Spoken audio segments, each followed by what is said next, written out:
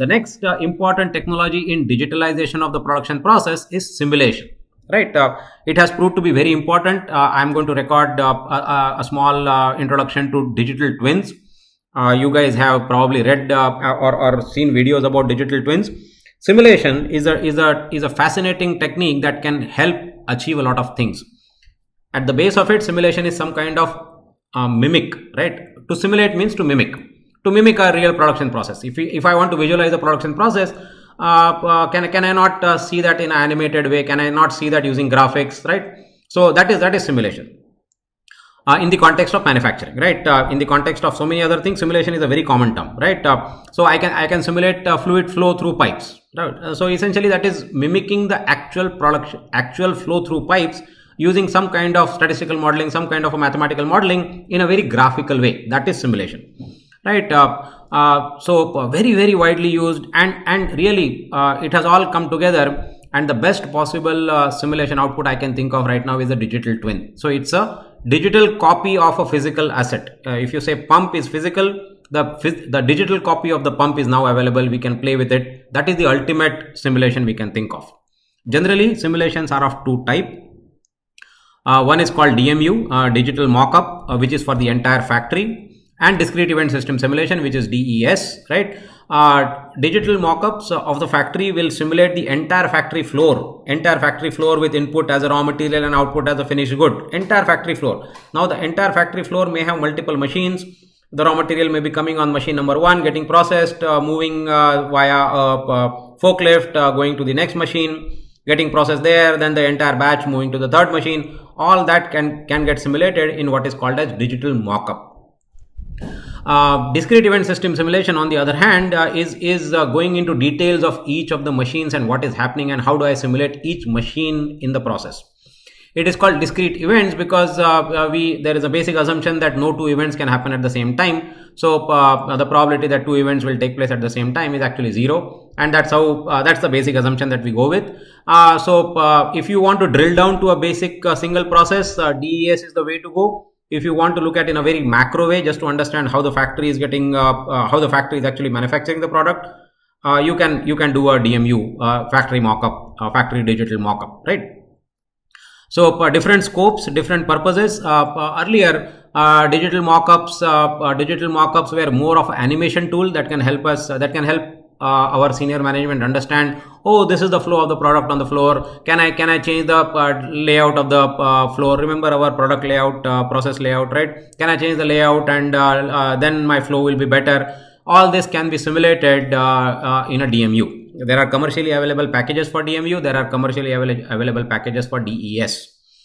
There are open source versions also available. I am honestly not aware of open source for DMU. There are open source available for DES for sure. So very important tool, right? A very important tool because it helps us visualize factory, visualize manufacturing process, how it happens, right? So why restrict ourselves to only factory? You can actually simulate the entire supply chain, right? Little broader, may not be accurate, right? Actually, that was one of the problems with DMU. Earlier, DMU was looked at only as an animation tool. It was not a very serious statistical tool, which means that not a lot of data would go in to build the simulated models that were getting into DMU. DMU was more of a schematic than a more statistical model, right? But now we have made the features very rich. DMUs are very data oriented and therefore provide a very realistic picture of what is happening in the factory. So very nice things have happened in terms of data availability, data usability and all that, both in DMU as well as DES. Right, I already said this, right? DES particularly is more for individual operation. As I said, if you want to drill down, DES is the way to go to. If you want to go to look at very macro way, DMU is the way, right? So that's simulation.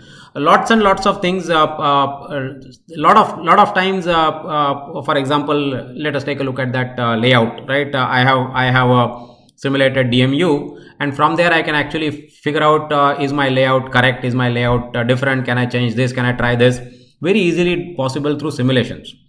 If we were to build mathematical models for each of those and then understand, oh, this is my configuration number 1, this is my configuration number 2, this is my configuration number 3, it will take it. First of all, it will be a very time consuming exercise, and it will not give us the real picture of what is happening if we were to mathematically model. And if we were to introduce data in that mathematical model, if we were to introduce stochasticity in that mathematical model, the mathematical model will become very, very complex model to solve. Therefore, simulation is a very easy way. It gives us very nice graphical output, very easy to understand. Nowadays, these commercially available packages are very smooth. We can drag and drop. Oh, if I put the machine here in this corner, if I put the machine in this corner, all that can be tried out. Doing that in mathematical modeling would be very hard, and therefore simulation has gained a lot of prominence, particularly when organizations are digitalizing their manufacturing processes, right? So once again, these are all steps towards digitalizing first the manufacturing process, digitalizing the design process, digitalizing the engineering processes, then digitalizing my sales processes and everything, right? Then moving towards transformation. Okay. Very recent development in this is AR and VR, which has again played a very important role in Industry 4.0. You know what is AR, VR? VR came first, which is virtual reality, right? What is virtual reality? Virtual reality is essentially immersion in the virtual world, right? What is AR? AR is a combination of physical as well as virtual. So it superimposes some kind of some virtual elements on a physical product. Therefore, AR is more involved. A lot of AI goes into AR. Lot of AR. So the next version of the next generation of simulation is essentially through VR, AR, right? Very sophisticated simulations that way, very accurate simulations that way. They are augmenting our reality. They are virtual reality, almost close to reality. Simulation is anyway, right? The challenge in simulation is always how close do you come to reality. Lots of applications in terms of design. Now the product design can be done through AR, VR. The designers can actually see the product virtually. They can actually interact with the product virtually. They can turn the product, see the product, design see the intricacies as they are designing the product. Therefore, product design has been hugely benefited because of AR, VR. Assembly, right? When the product is getting assembled, workers can be asked to wear those. Special glasses, right? There are those digital glasses which provide real-time data and more features which will help you actually see what you are doing in a more precise way. Training, a lot of benefits in terms of training. If you have a AR model or if you have a VR model, right? So it has benefited quite a lot. So simulation in general helps because there is a visual output, there is a nice animated output. You can use that for lots and lots of applications. So those are some of the applications of the current trends in simulation. Essentially, this is all helping us to move towards what is called as complete digitalization, right? And then moving towards what is a fully automated factory or a fully digital factory, right? ERP has come along, right? Lots and lots of things. ERP developed as MRP, MRP2, and ERP. Currently, we are focusing on a lot of new things using data. CRM is getting done through data. We have seen one application of supplier relationship management through data. Some sessions ago, we have seen blockchain is a very interesting application of fourth industrial revolution, right? Very interesting.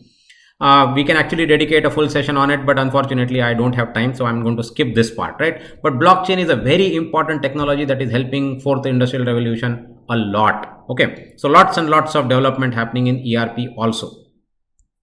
Current trends, lots of AI integration has not happened in a lot of organizations. IoT enabling has happened, but the percolation is not so great. What has happened for sure is most of the ERP solutions that are available today are mobile ready. Most of the ERP solutions are cloud based. Most of the ERP solutions can include the OEM as well as the tier 2, right? Or HQ and the branches. That has happened. This is slowly happening, right? So some things have been achieved, some things have not been achieved, right? But essentially it is taking us there. It is taking us towards ultimate goal of digital factory or automated factory, right?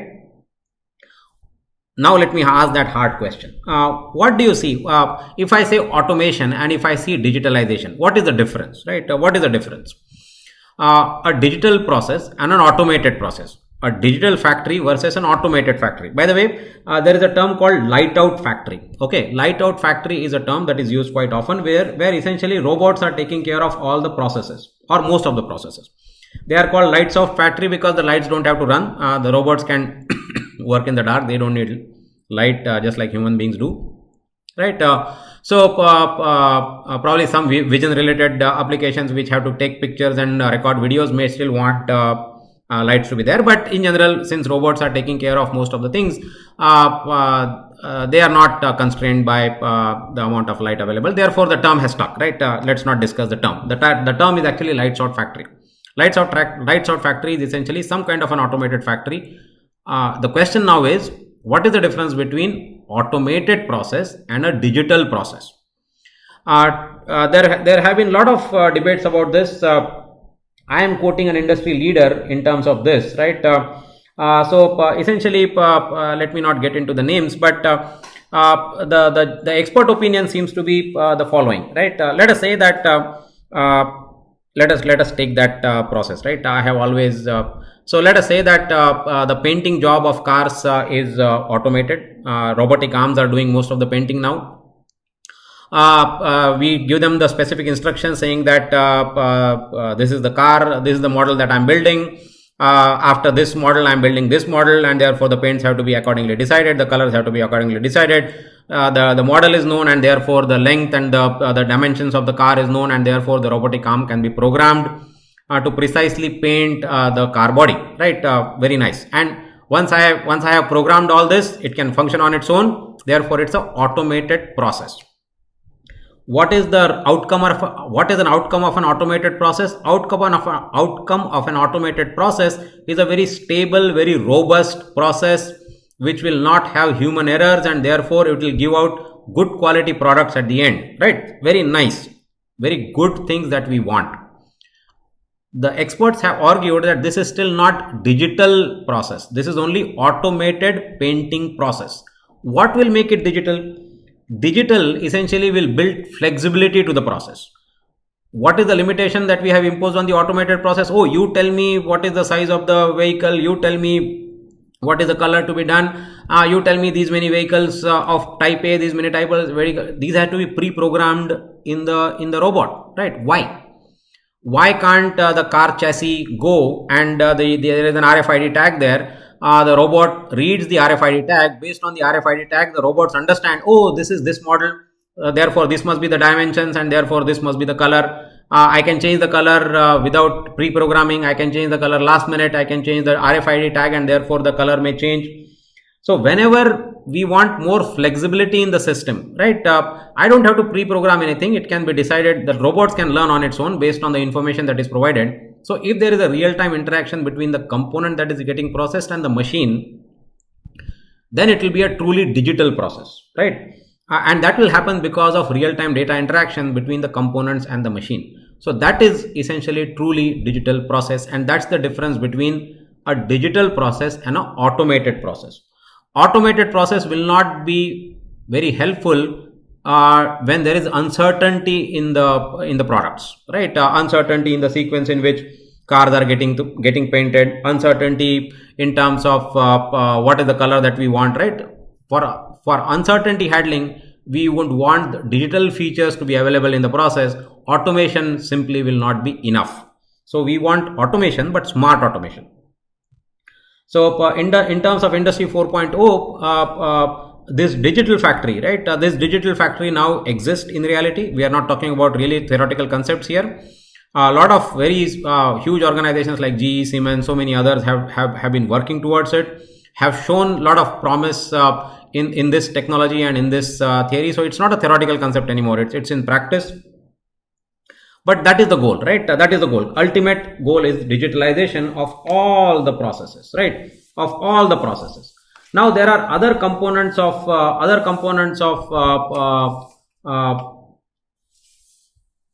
other components of industry 4.0, which also needs some mention, right? Once again, we are not getting into details of all this, but some mention has to be there.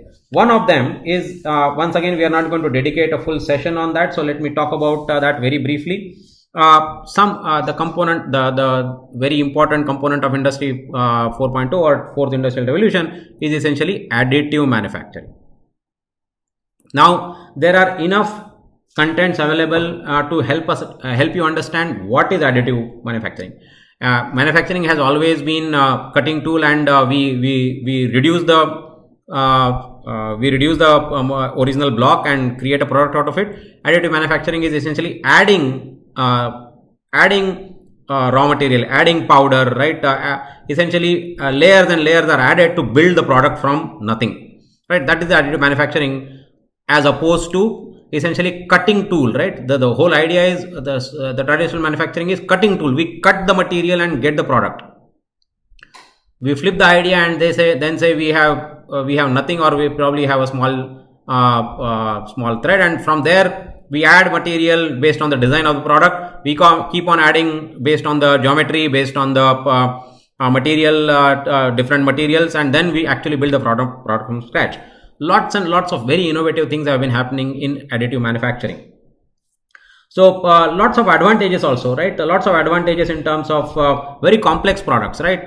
Sometimes because of cutting tool, we had challenges in achieving some products, right? Now, because of adding layers and layers and then building the product that way, we are able to build very complex products, very complex designs because of additive manufacturing. A lot of customization can happen, right? Imagine this. I have that problem. I believe that my foot size is very weird, and therefore, if I go and buy a ready-made chappal, it never fits me, right? Now, if there is a facility available which can additively make my chappal, and that chappal will be customized, because there will be a place which will take my measurement of the feet, and then based on the measurement of the feet, it will actually make the chappal right there in the shop, and it will say, yeah, you wait for 45 minutes and I will get your chappal manufactured. Very detailed, very last level of customization is possible because of additive manufacturing, right? I have given you a smallish example because I experienced that yesterday. Not additive manufacturing of chappals, but buying chappals which is customizable. So here, right? Think about a scenario further, saying that if I want to get my customized chappal made through additive manufacturing, it does not actually involve anybody from the manufacturer side. I can simply go and do it myself, right? There will be a facility where I go, I get my chappal manufactured, I pay using some technology, and that's it. I'm done, right? On-demand production can happen, right? Think about a warehouse, right? If there is a 3D printing facility available in the warehouse, whenever the products are needed in small batches, the warehouse itself can become the factory and produce these products, because I don't need a full factory and then the products have to be transported from factory to the warehouse. All that need not happen. So I can actually get the products manufactured in the warehouse, and therefore reduce my inventory, reduce my logistical costs, and then I will say, why do I need a 3D printer to be installed in the warehouse? I can actually install at the retailer's retailer's store itself. So therefore I will completely do away with all the logistics cost, because the product is actually getting manufactured at the retailer shop, right? Why can't that happen? All that is possible because of additive manufacturing.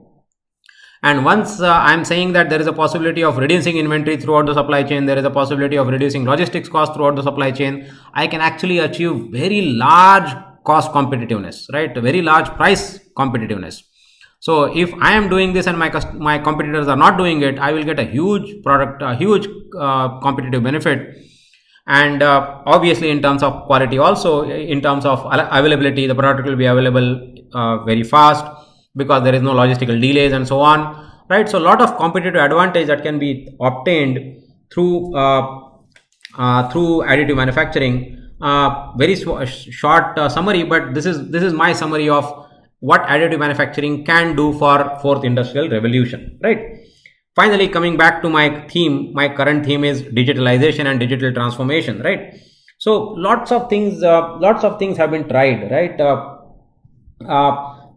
For example, digital supply chain. We have discussed so much about supply chain, inventory optimization in supply chain, logistics in supply chain, transportation in supply chain, right? So what is the promise here? What is the digital supply chain? Digital supply chain is essentially demand driven supply chain, right? Demand driven supply chain. Let me give you an example of what is demand driven supply chain.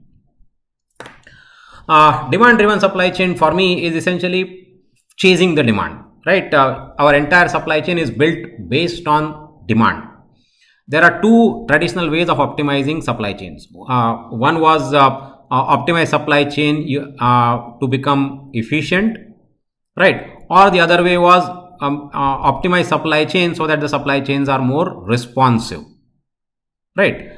Can I not achieve both? Can I not be very responsive to my customers' requirements at the same time be more efficient?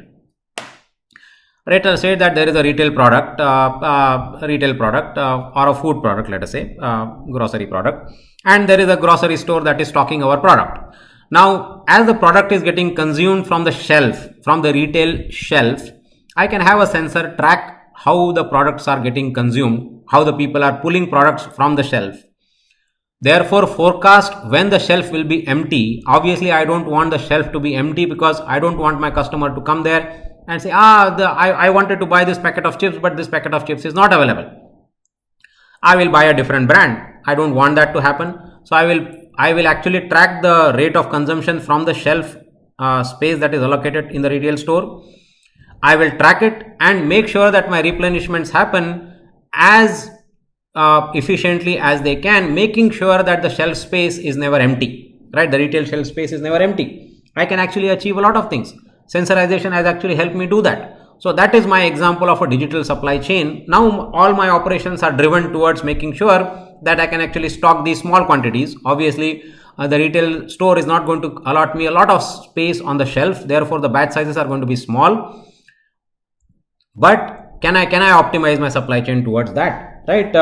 Why only sensorization? I mean, even if the CCTV camera in the retail store, if I can link a feed and collect data from vision, right? From the video file that is getting stored, can I actually track when the shelf is getting empty from there, right? So the data input may be through sensorization or through some camera or something, but the idea is, can I understand how my product is getting consumed, and therefore this is data driven supply chain.